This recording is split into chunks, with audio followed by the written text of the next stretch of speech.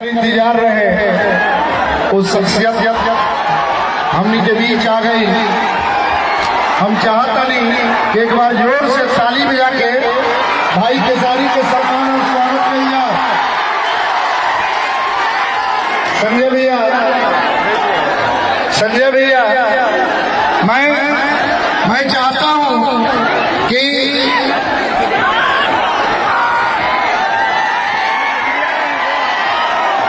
चाहता हूं कि इस क्षेत्र में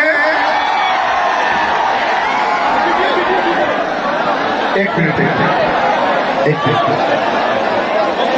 आई संजय भैया आई खेसारी भाई आई दोनों आदमी।